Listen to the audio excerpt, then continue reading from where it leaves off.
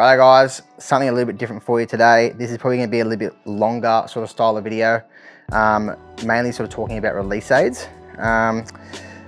Things that I've sort of learnt over the last few years, obviously trialing out a heap of different ones, and obviously I have a fair few of them. This is a fair few that I sort of carry with me. And yeah, like basically what I've learned and why I like a particular release aid. This is obviously just it's more of a personal preference thing of what I've found, what I personally like and what I think is some good things for people to look at if they've got issues with their form or the way they're shooting, things that they can be looking at to pick up or try if you were looking for a release aid. And obviously, yeah, these are all different types, for good and bad for different reasons, and I'll explain a few of them as I go through.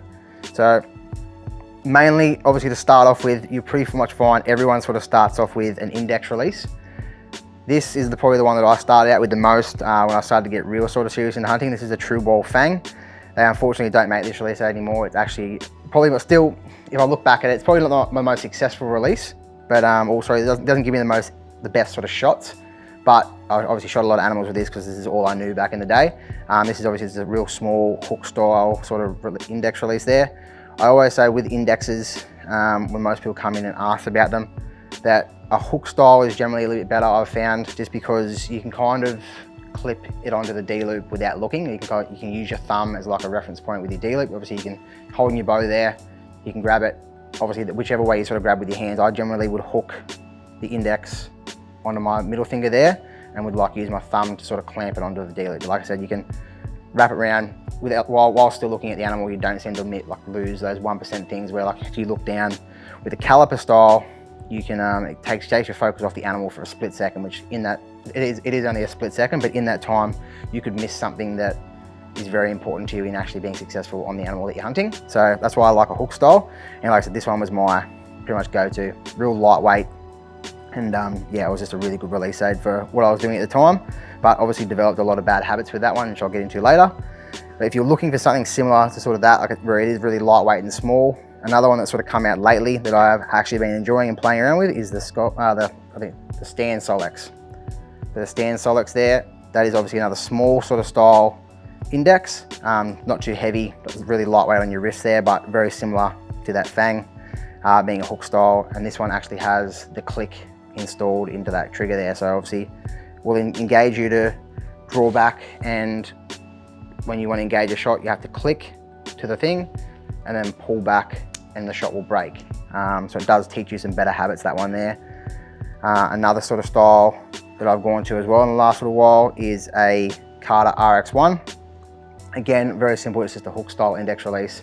As I said, I'm a big fan of the hook style ones for the simplicity of hooking them on the D-loop while still watching the animal. This one was really good because it had a lot of tension adjustments that you can do and trigger travel adjustments. Like I said, you can, again, very simplistic, does what it does. It's an index release. Most people generally will start with an index of some description. I've obviously had a lot more release aids in the past, and this is kind of just what I've got at the moment.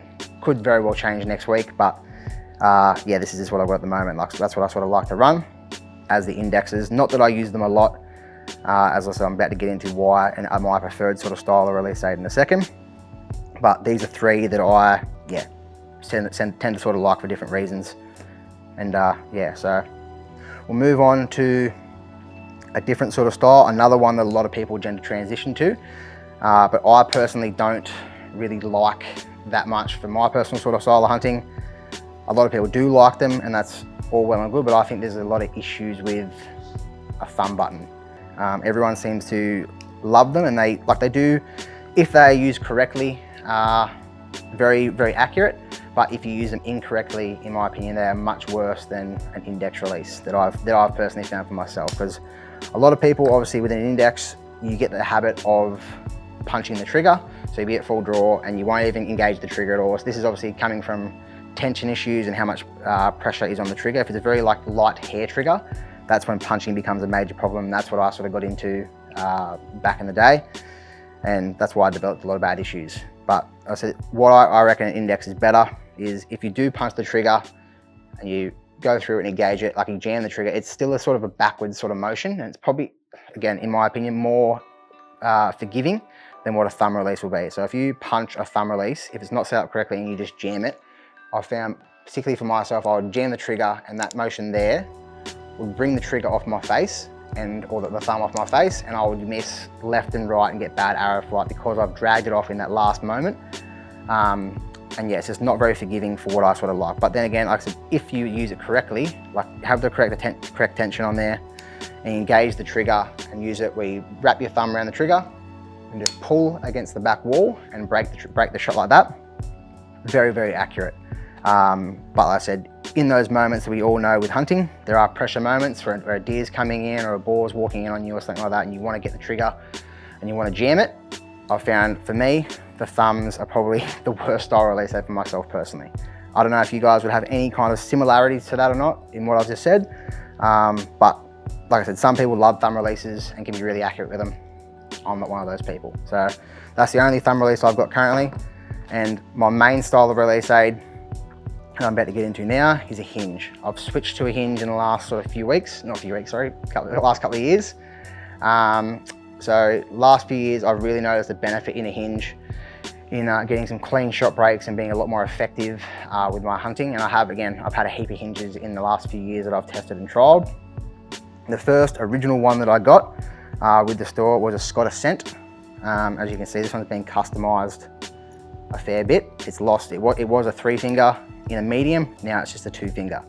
And I found doing that, I had a lot more control over the shot and just sort of rolled through it a lot more. It was, again, it's one of those things, it was just a trial thing. I wanted to see if it worked, but again, switching to a Hinge was definitely probably the best thing for me with my compound shooting. It went away from punching the index triggers to actually having clean breaks and being a lot more successful and just being a lot more disciplined in selecting my shots and not rushing them as much. It definitely makes you slow down more. So if you're one of those people that get really overexcited in the hunting situation, like I said, there's a boar there, your shot chance arrives, it's 20 meters away, and you're so excited, you jump on the trigger because you want the arrow to go before the animal moves or does something different. Yeah, like that's one of the bad things that the index allows you to do. Whereas with a Hinge, it makes you really slow down and think about the shot and start pulling through the shot. And then when the shot finally does break, for me, I've found 90% of the time it's a good shot. It hits the mark I want it to hit, and I get really good results. So obviously, a Hinge is a Hinge. There's like a million different styles you can get. But essentially, they all operate the same. Obviously, with a moon and a sear. There's different ones that have clicks, no clicks. You can customize them all the ways that you want. Again, like I said, I've obviously got a fair few. I trial them in different ways and shoot them different ways. So I've got some that have a click engaged and some that don't have a click. I have shot both while hunting. The click can be one of those things that it can be like a hindrance to animals. Like obviously on a crisp, cool morning, and like that sort of metallic click can be a bit of a problem, especially for deer. They can hear it. And if obviously they've got any age to them, any kind of noise that's irregular out of the normal generally makes them run away. So that's one thing to be mindful of with a click in a Hinge, is that it can be, it's very, very rare, but it is one of those small things that can be a problem. So that's why I also shoot a no click. Generally, a lot of these can be changed from clicks to no clicks as well, but like I said, I've got them set up different ways for different reasons whilst I'm shooting. And obviously a no click for a hunting situation still gives you that break process of like pulling through your shot, and it just breaks. You have no idea when it's going off. Whereas obviously having a click, it has a mark to kind of alert you to when the shot's going to go off. It depends on how you like to use the click. Like I said, I kind of have it to where if I do have a click set up with a Hinge, is where I get to anchor, and just as I get to anchor, it clicks. So it makes it kind of like a signal to me to engage the pull through of the shot and get into the shot sequence there. So that's why I like a click in some scenarios.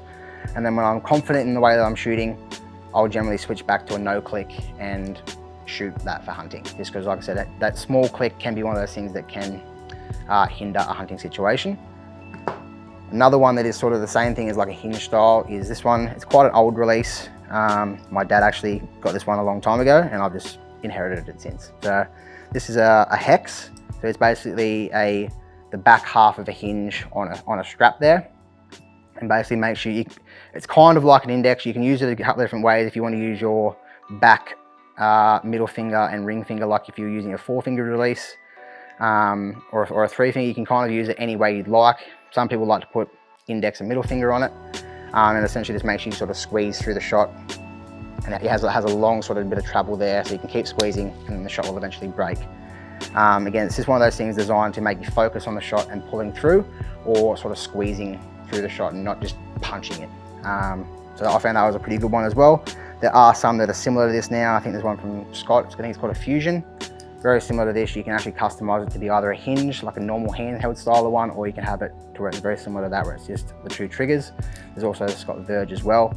Again, very similar to that hinge hybrid trigger release, and the other one is. And it just, again, does the same thing where it teaches you to have good tension through the shot, get that clean break, and yeah, execute a very good shot.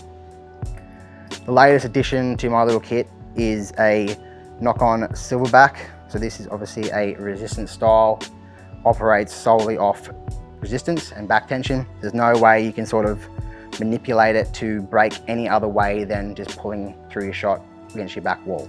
Like whereas a hinge, you can, if you really wanted to, if you don't use it correctly, you just jam on it, on the back triggers there, you can still get it to shoot, but generally it'll fire pretty good. It's just, it can be a bad habit if you get into the bad habit of doing it, which is I don't obviously do that, but if you really wanted to, you still can go through the shot quickly, get it to break in a different way other than just solely off tension. Whereas this, being a resistance, it's just tension. So you get back with the safety on, get to your full draw, anchor in, get your pin on your target, release the safety, and just start pulling through, and the shot will break, obviously at a surprise. So that's a very good tool. I have hunted with it, had really good results with it. It can have some hindrances in some ways for hunting. Obviously being overexcited, if you pull yourself into the wall, generally most people are a lot more excited, probably a lot stronger in that moment. They get back, get to the spot where they want to sit, and release the safety, and it fires straight away because you're pulling through already at the tension that it's going to break at. It's one of the problems that you can have when hunting if you don't sort of, especially if it's a new release you're just trialing out, it can be a problem. So you just got to play around with your tensions and how you've got to set if this is the way you want to go and hunt. But I've kind of just using this as like a bit of a practice tool at the moment. And then again, like I said, I generally will hunt with a hinge, depending on which way I want to go, whether it's the click hinge or if it's got a no click, it's just the way I want to go. But I chop and change between these all the time, play around with different things, and obviously as new releases come out onto the market, I generally play with them as well and just see what's the best. But for me personally, I really like a hinge, and that's pretty much all I'll shoot for most of the time when I go hunting, just because I know that it slows me down, makes me think about the shots a lot more and execute a lot better shots. So any questions about these guys, if you want to jump on or send us a message on Instagram or anything like that, or if there's a particular type of release aid you want some more information on, whether it be a thumb, or an index, or a hinge, or a resistance, what we personally think would be best for you, we're happy to help out and show you a fair few different ones. Obviously, if you want to come in the store, obviously I have these all in my personal collection. If you wanted to try one that I personally have, you can come in and see us and we can get you to try it. Or if there's one on the shelf that you want to try, let us know. You can test it out, see if it's going to work for you, and we can kind of work out together what's going to be the best release aid for what you're wanting. If you're coming from, like I said, an index because you've got trigger punching issues, or you've got things with your shot and your form you're not happy with, yeah, we can discuss what type of release aids are going to be the best for you. Like we find a lot of people come in from an index because they've been punching the trigger and want to go to a thumb button just because they've heard that it's the best thing you can go to.